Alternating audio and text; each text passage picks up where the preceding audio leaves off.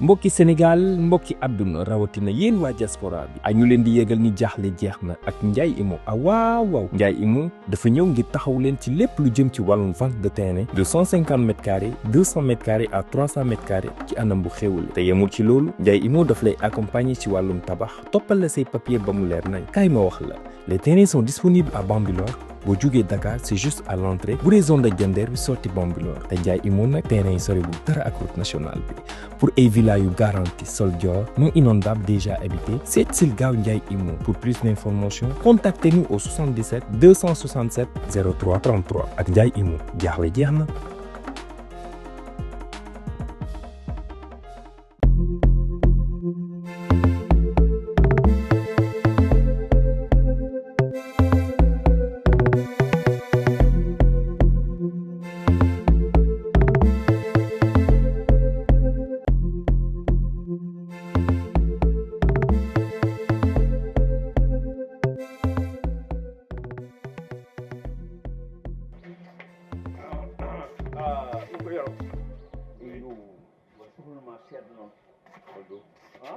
Wimi holdum ko dogata hol dogdo komi jahaw haajam mi alata komi jahaw haajam ko jam tan ko belamma mo denduɗen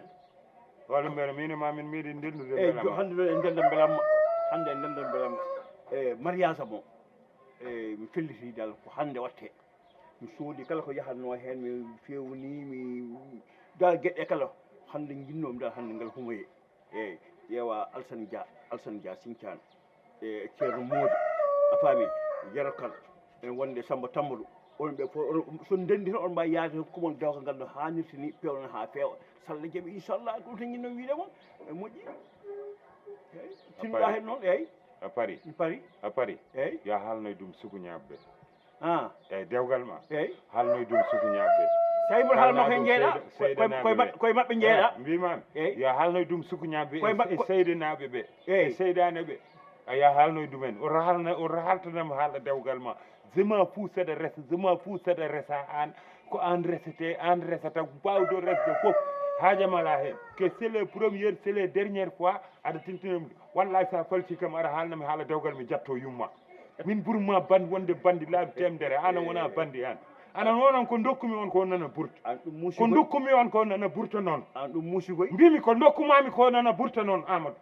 ko dokkumami ko Allah no seeɗi nana burta mbimami o raaltinam haala dewgal ma jarani kala o raaltinam haala dewgal ma min sa ɓoorima mi ñorata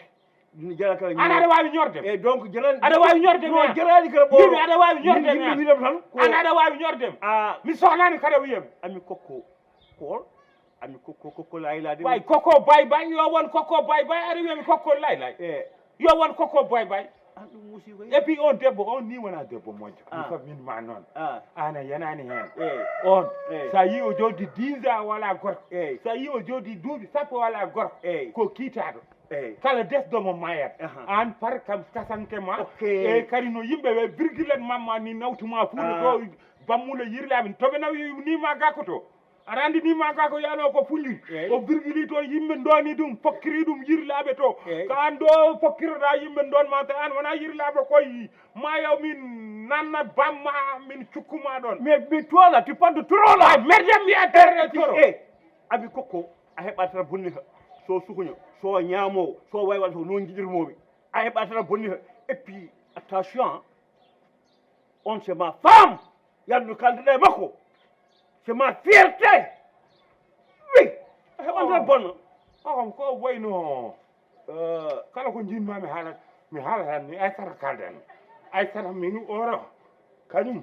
mami haalde e makko an aɗa ñakka fayda wallahi aɗa ñakka fayda heɓata hayde wallahi ƴew aɗa jogui ɓinguel baɗo no wona Yacine aɗa jogui ɓinguel kono Yacine ami kokko ana foti woni hen action ngaji aɗa foti dépassede ami kokko an joni maya ami kokko waɗiɓe échappé way fa lakara ani ami kokko min ami kokko somi yiɗno ɗum tawano fewnani kam kokko bonnede ha mayɗa noon an ka baban kono an ɓuuri kam bondede mo kalɗa fof ƴettuɗa eyyi min tawi kalɗa fof kala haala bolka min tawi min sa wi sa ƴettimami mi fiima ha mi yenma capantati a faami de so ka balli ɓuuri wonde balli pistolet coura ñanden mbimami ko pistolet coura joguiɗa goppi joni ane pistolet ma coura fof joni moppi joni pistolet coura o nani way faynam wuuro sowi wa yow Aissata kaldanmi Aissata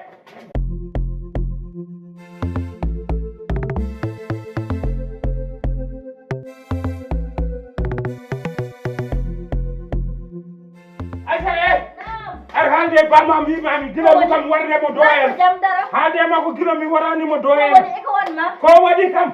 min sohlani gila korka fuɗɗi ha joni o ɓe gardi e bone mabɓe ɓe gardi e musiba mabɓe mboɗo jooɗi mboɗo deeyi a fami o tawi kam gummimi tarode so o wi kam mboɗo joguema haaju mbimi haaju ma nanggu min mi sohlani haaldude e maɗa o wi kam omo resa ami kokko mbimi ɗum ko haaju moon omo yima kokkol lay wona ɗum fof ko toñde addanimo ɗum o yimi omo tooña o wi kam mbimi ya haalnoy ɗum sukuñaade haajam ala hen haalnoy ɗum sukuñaade saabu sukuño andat sukuñu a faami no mbirumami ni o wi tan o wi kam mettuma welma komi desowomo komi naggam mi wonani e mariage mabɓe mi natani hen o to tintinam mi humani mi humtani yo ƴeewo e bandiraam makko est ce que anandi no mbirumami ni yo woppam so taw ko bamma so woppani kam wallahi fiide bamma do eno ko way comme no yerde ndiyam kasde biye bamma do eno wona ko haydara yamo mbimi on ko bandiyagal yeeteɓe casagal mangol yeeteɓe i wo sayo alhuɓe dewgal tan mbiya ƴetto yimɓe a wi yiɗi yo ya o humo ya dewgal mi ari mi tawi mo yalti tarudu heno mi noddimo e sutura mbimo min de dewgalam ko hande yo ƴeew Samba Tambadou o ƴeewo Yero Kane a famide o ƴeewa Ama Diallo Selibaɓe e Ceerno Modi ɓe yimɓe ko ɓiya dewgal ngal ɗum kay bonani ono a ƴetto yimɓe tan a haala ko fewani bonani an wiyata bonani sa wiiti kam noon mi jettoma min wima noon min wima sa wiiti kam aɗa huma dewgal ngal min jettoma min wima noon an Ama Tidiane o deƴata ɗum o bandiyagal woni amore bandiyagal wallahi mi yanata e dow ma Allah na seedi so woni woni laabi ɗi mi gagne Allah na seedi ngol woni laabi ɗi somi namnane makko womre o oɗo tindinam mi tinani o bon tindinam jeewa mimi tindinam jeewa Ama Tidiane baba ya en amma ya mami haal ɗum mo baba ya mi yata a kam ɗo henno yantu bonno puyde ya suuduma ya o bonno puyde ya min ñaagima sabi Allah min ñaagima ya suuduma ya foftoyɗa yero kadi hoddiɓe gari dow men yero wonani tintinam mariage ma eɗaro Ama Tidiane ar tintinam mariage ma o naati tintinam ane ami koko ubiya dara ko saram mbiya koko laylay ar data saram mbiya koko laylay o yahi ana bamma wona goto joni mo kaldata bamma wona goto yo yatu min wimo yo ya bamma wona goto min aɗa nanata hannde ar yaltuɗo heno wayiyatam kon koko laylay jeewa la ila yero ɗum aɗa kar ɗum mbirtemi kamɓe fo aɓe mbiyaɓe koko laylay fota wiide noon fota min mbiya koko laylay mbiyeten ala wiyata koko laylay mboɗo wiye koko laylay ala pourquoi a wiyaɓe koko laylay la ilaha illallah a wiyata koko laylay koko laylay hettomi harama ka kokko mbimi layo haɗa ma yettude hen mi kokko nder yimɓe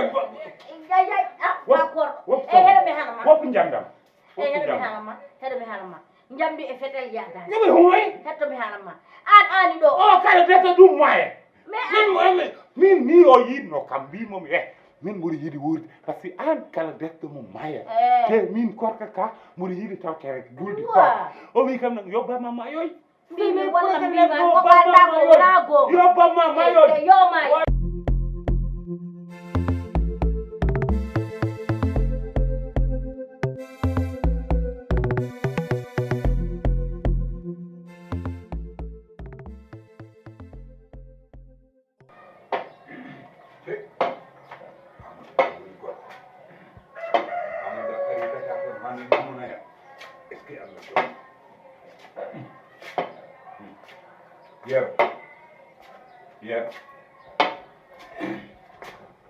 Yero a wiita kam bomna oy mata e hani kuma sa wiiti kam noon no jettoma kota hen ƴetto kam Yero mata kam noon sa wiiti kam noon tan ma yimɓe nango amen a yahani kuma tan ƴettoɗa kam mbimami Modi wiyetama ni e sam Modi saɗa humoy an andi ko jinne kumata an andi ko seyɗani kumata an andi ko kulluɗe ladde kumata humoyde kam mo humoya kono noon yo dokko aɗa wi mi arsene jaaha e kumal ngal yaafu ɗum ɗo en jottotako toon mbo Amadou humanato aɗa andi suka debbo Yero ko an kalden yer awa wo pude ala mi namto man ndax mi ko koddijo man ɗum tahi man namno man haɗan ni walla andam ngandum de yera welani ko mettuma e dewgal ngal mi mami ya lawol ma sada ya lawol ma mi anda ala a nanan sukaɓe mi nani sukaɓe no mbiyamo kokko laylay ille mbiya ko jeewo kokko laylay yo mbawa wiide kokko bay ala mbimami yoɓe mbi kokko bay wiye kokko nene nayi anan no mbirmami ni ka mawɗo kam sa wonano ka mawɗo kurjuru ka mawɗo mbalis so wonano ka mawɗo mbalis a darata ko ɗo aɗa waɗa provocation yero ko mbatta ko fof mboɗo faami ɗo koto wiyam mawɗo mbalis min ka mawɗo kurjuru wona guiƴe ka mawɗo min mbalis sa yi mbimami gara jehen kumal mi sohlani an woni jatigue makko est ce que faami mi wonani jatigue wontani jatigue amadou ko galle ma jippi mi welaka anani mi welaka ko ɓiyam ndesɗa ɗon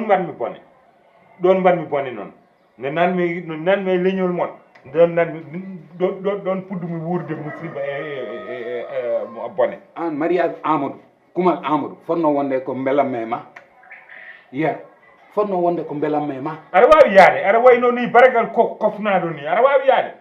ya lawol ma aɗa wawi wallay sa yahat lawol ay 3e pied ma o somi virgili ɗum billahi wallay ko bamule paɗa direct ana jokkitta ala min kom jeeho way ko mettuma ko yero wona min fawma ɗum anani guuto mo guuto joganɗa o a haaldata e yam a haaldata e kede amadou ay hata ay kokko laylay kokko laylay ko tawi mettuma ko tawi kumalngal yiiɗa hen yaade a yinnomo sa aɗa andi amadou wona guiƴe non très bien sa amadou min so amadou humanaɗo no oɗo mi warta toon ala haydara mbiya aɗa humana dembe ande wonta humde baluji ma gasi an mola kuy an anati jogade baluji an da resta lembe so Allah jaɓi an ala baluji an da resta lembe so Allah jaɓi ande ala baluji an baluji mamadde ne beñi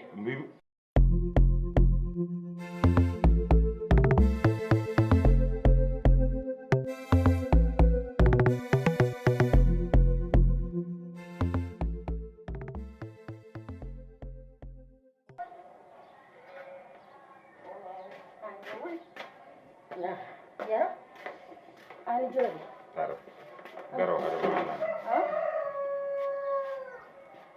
daro haɗum ha nadde ay way ko woni kadi ay bone koko jooɗi jonde mum mi wiya hoto hay goto dérasami komi bone ay ko woni kadi non nde wiyoto hay goto dérasami bamma dérasimo bamma nan dérasa bone haalnam ko wanma te bone filtat laasi ɗo tawi kam wi kam yaro mbimi ha wi kam pourquoi an jaaɗeni kumal ngal par ce que kumal promotion mbimomi ya lawol ma numole adresse palendimo parole oto haalde e yam kala mum dumo e français mimomi numole parle parole o tiiɗi hoore ɗum fof musanimi ko musma kokko laylay o toñima fota wiidema koko laylay ko mawɗo so ruttonno tooñe sukaɓe no wiyaɓe kokko laylay somi fiino ɗum do e nak womre koko gor oto waɗe oto fawi mi fiinomo womre o saami ko wondi kam e mariage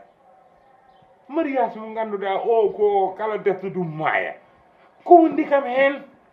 saka omo daro do en omo tooñami lefte kay kadi on ngari galla on buusi tuuɗam on buusi tuwaali tuujam somin kala mi wiida taarode sababu ne bagasuuji mawɗi yoni bone han kadi yaro mami haal dow baaba à partir de maintenant wonta mi wi koko laylay wonɗo a wiyata koko laylay mami haal dow min baba min innirimi ko koko laylay ala inniranima baaba nena ko innirimi koko lay siko lay Allah innirani ko ami wiyete ami wiyete o wiyaka ni koko lay lay ko mara ko yeeto ko bamma toko so addi on jimol koko lay lay joni mine matti yide koko lay lay wonta wiide mon mami haaldu baba ɗum ala probléme mais yero min gueɗe gotel nañni min eko musma e ngal ɗo dewgal eko musma hen ha ɓerde ma nde no woyi yaltude ni jaltina ɓerde ma noɓe mbaɗirta ni kadi koɓe toñata res ko mais ɗum fota addu mbaɗa ni fota addu mbaya ni no mbaɗa soɓe mbima ar jehen ñagoyɗa ɗum ko ɓe mbattuma ɓe mbadduma hen ɓe mbadduma joni naat on fof foti joni noon ko jiɗɗa mi ñaɗanma lootoɗa mi hoto fiyam mi diwat de mi memani mi diwat so mi mi diwi memani. comme virgule mo koyngal gauche goto ok wallahi mi ñaɗanma ko ndiyam gauche jote mo jimi julo cuka mbora mi prépare gauche am o Joni so mi gauche- diwi Allah ne seedi koye kuuɓal ma o mbaɗa ma mi tesmi virgule bamma lawol gorol eyyi mi faami mi ñaɗanma ndiyam lootoɗa oto ñaɗanam mi sohlani ndiyam mi sohlani ñamde mi sohlani yerde hay andu nati sohlude eyyi julde foti ay ɓennude mi ñaɗanma satala he salligoɗa a nanno bamma ko nelaɗo walla bamma woni no bamma woni ceerno moɗani walla bamma ko tanum Cheikh Oumar Foutiyou Tall wona tanum Cheikh Foutiyou Tall wawi ɗa ɗo woni ko imam jemma mbima Haɗen ko bamma an ko kalantuma. alman ko waɗɗi kam koɗon mbaɗanni Hono. sa yiiɗi mi ñaɗanma jaaha callikinoɗa sa yiiɗa mi natta nder mi wawi immade jeero mi soɗoy paanu jaɓɓi mi ara ɗannami probléme aɗa andi ko no mbimi wiyatma ya ƴetto e satala ka ñaɗa jaaha dus kuwoyɗa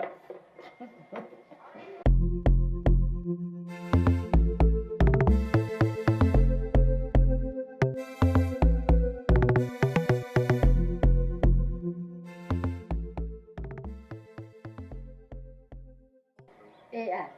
a yilloyino appartement ni nangue hande o jawroyi nawi jaw kay tena Allah waɗa yilloyo appartement ji a dañi aissata eyyi mata yejjid babam altine jaw seelam cubbalo gonɗo france altina jaw kañum tottimo appartement galle mum ɗo le sika foire ɗo cuuɗi ɗiɗi e saal wa mi haalanma guila e lawɗon ka famani eyyi ɗum taari makko hande ko toon ɗo tawetam bam arata ɗo e i humama ha paɗe turki jam turki jam hande toon ko humtoy to i altine ko fewni ɓe ha fewi hande kay ami ummorton tan nawanama toon kumtari eyyi noon ɓe keɓa toon ɓe ndeeƴa gay gila jaltuɗa ɗo aɗa yilloyi appartement galle o koko huɓɓi jaw huɓɓi galle kadi la ilaha illallah babam e yaro babam to haɗa andi o haaldi bamma ɓe dariɗa heɓe kala koɓe kalanto ko ɓe naati no frat o waɗi ɗum expliqué ɓe goni ɗo ɓe ñañi probléme babam acci ha affaire o deeƴi ari tawi ɗo yero ɗo ɗo jooɗi ene futtina guite babam yetti koko lay tukko aɗa andi bammode kañum ne yero jiibi wi o wiyaka koko lay bamma ko inniranimo koko lay yumma ko inniranimo koko lay hoto babam wimo koko lay aissata welani ha welani kono bammode ko toño o toño mawɗo kanko safarore makko hango hatta urɓatamo hanini hango urɓata an aɗa andi yeero hay so wona haydara ɓerde nde welani mi haalaji saabu aɗa andi omo baba humani o kanko yinno ɗum kanko yinnomo ha yakkude eyyi joni noon aɗan ko woni bammode o toñande haaldum mum joni ala mi noon haalantuma koye joni noon so arti to yahini okkede soɓe dokkiri ha paari so ari oto wi koko lay hoto haala okkirama hoto wi naggam min mbaɗi hoto wi ɓe koɓe yimɓe moƴƴi ɓe newnani affaire o hoto tawmo hen yo naat seesa o ñamto o yewta suudu makko o lelo so wona ɗum haɗa ndi yero suusa baba makko baba ɓe ɓuuri suusde mboɗo laaɓa hande woni dernier jour mum e aduna walla haaldu mum yeew mami minen haalduma ko biɗo jaw mi suusa yero hande ɗo woni ɗo ɓerde nde koko wuli yo oppu jambo yo oppu toñande yo oppotoñe kono haaldu wona mum so Allah hollima oɗo appartement hakkude ma jahaten seeɗa mi jooɗo mi transforme horam dambo o ala mi jooɗoro min mi suusa yaade mi yurnoyo nden kam somi arti baga sidan toon ɗum ko damal galle yero ko damal galle okkata mi dani devant koño fof tareɗa andi ɗum tan kay a selli mi wonde suusa yaade eyi an to baba woni aissata wona e appartement to baba nan to laissé 4 laissé 5 o waɗi lay omon toon leli borom makla mawɗo mi waɗat virgule ga o wi so kumal ngal humama ha paari eyi yo koko layla addanmo kumtare makko to koko lay kadi yo ar galle ha wiya koko lay wallay ma koko lay ɗum bedda a ɗum sinam ɗon kam dotta ɗum appartement o yo acci ɗum appartement ha korka gasa o rewa ɗon ƴetta bis o hucca Fuuta nande fawti ɗo koyngal mum mi haala ko fetal joni o jogui te Yero suusa fetal suusa ko ɗum hokkimo jamde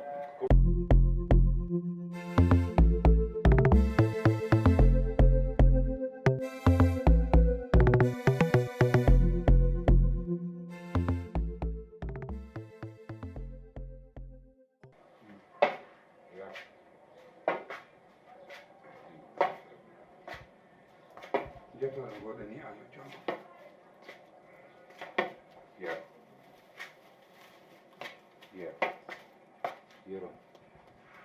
Yero mo jogii ɗo nuldal ma de Yero he mbaɗa finen ma wa kam jaabade yer mo joginoo ɗo nuldal ma ka neɗɗo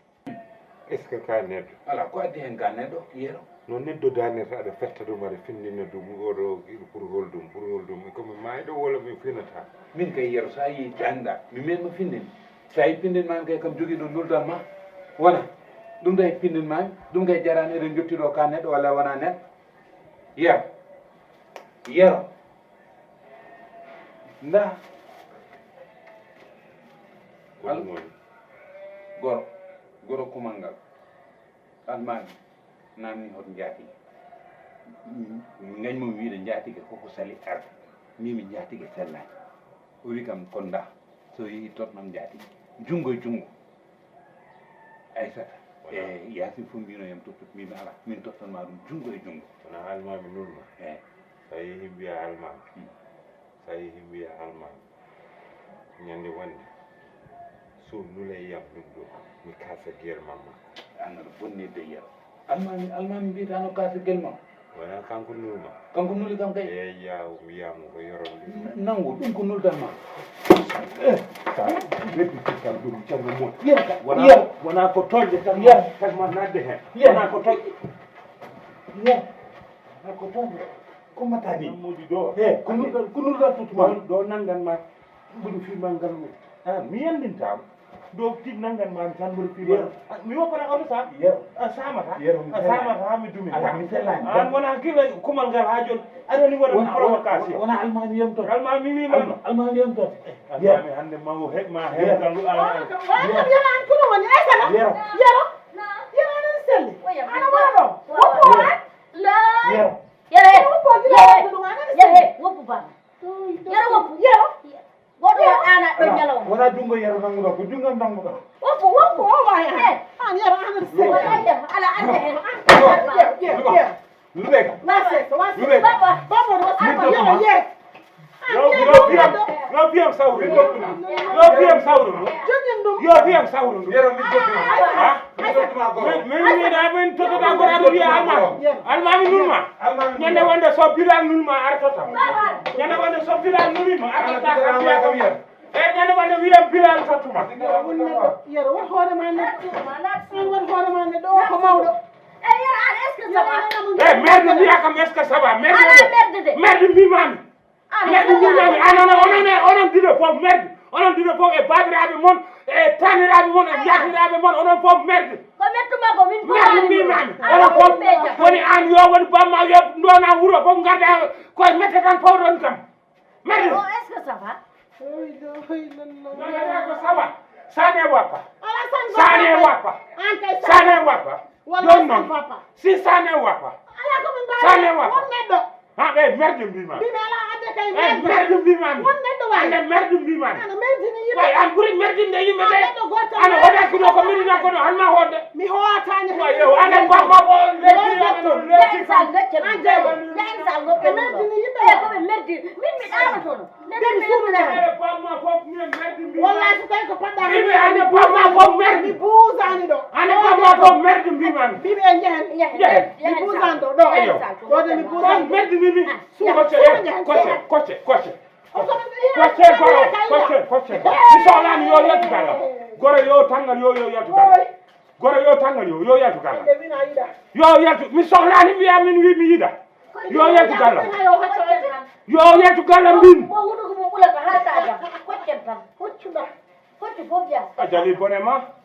a jani bonema bamma ñakkude fayda o bamma yehi ha kombal mayɗa ne jeewode sa mi daga zatale Nia Imo, votre agence immobilière, vous propose des parcelles à 150 mètres carrés, disponibles avec un emplacement stratégique, calme et déjà valorisé, situé à Bambilor, derrière Cité Comico 5.